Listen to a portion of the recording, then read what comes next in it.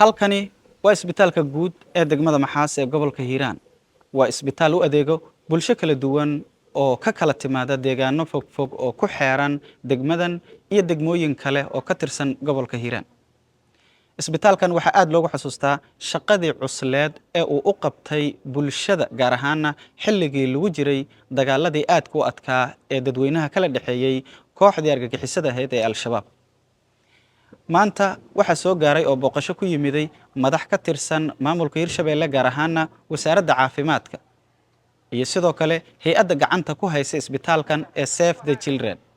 sidoo kale waxa la socotay madax ka tirsan ama kuwa ugu sareeyo mashruuca damal caafimaad oo isbitaalkani bilooyinkii u dambeeyay uu ku shaqeynayay.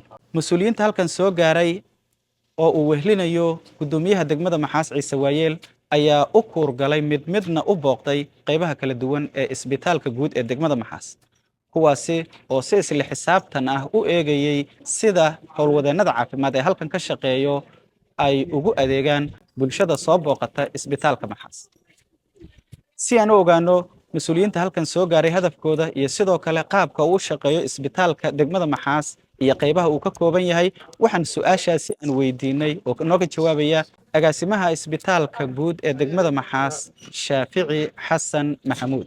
Assalaamu calaykum. maanta taariikhdu tahay 26 bishii Agoost 2024 waxaa isbitaalka weyn ee degmada Maxaas soo gaaray wafdi uu hogaaminayo wasiirka wasaaradda caafimaadka ee dowladda Hirshabeelle. wafdigaas oo ay qayb ka ahaayeen madax kala duwan oo ka kala socday wasaaradda iyo hay'adda Save the Children. wafdiga uu hogaaminayo wasiirka waxaa qayb ka ahay madaxa mashruuca damal caafimaad ee wasaaradda caafimaadka, agaasimaha waaxda planning ee wasaaradda caafimaadka, isku duwaha caafimaadka ee gobolka Hiiraan, isku duwaha caafimaadka ee degmada Beledweyne iyo madax kala duwan oo ka socday wasaaradda caafimaadka ee dowladda Hirshabeelle.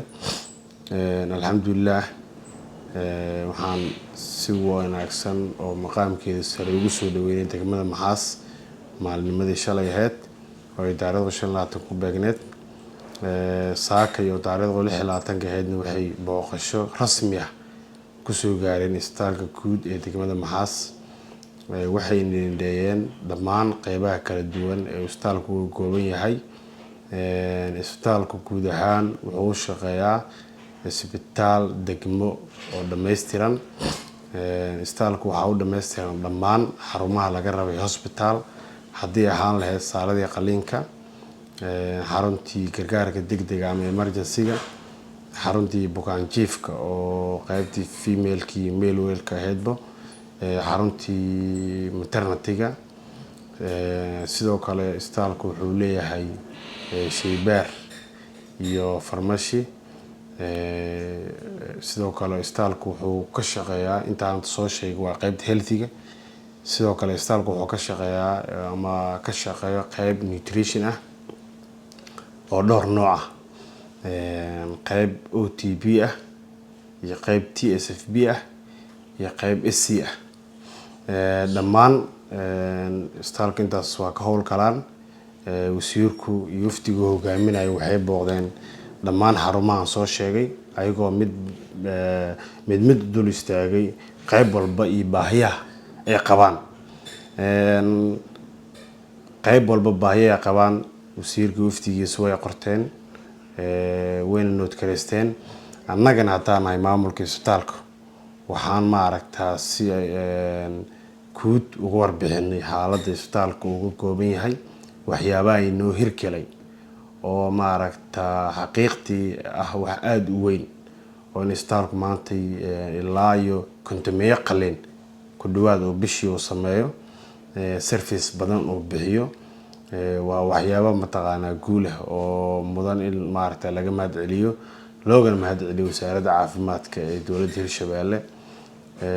sidoo kale waxaan wasiirka iyo wafdiga hogaaminayaba si drafti ah ama qaab document oo qoran aan ugu soo bandhignay baahiyaha guud ahaan ka jira isbitaalka gaar ahaan qaybaha mataqaana aan tabayno in waxyaabay naga dhiman yihiin ugu dambeyntii wasiirku wuu naga aqbalay wuuna qaatay mataqaanaa notice maaragta waxyaabii aan haddaan nahay maamulka isbitaalka usoo gudbinay insha allah waxaan rajeynaynaa in waxyaabaha aan tabayno inaan heli doono haddii la yiraahdo aad u mahadsantahay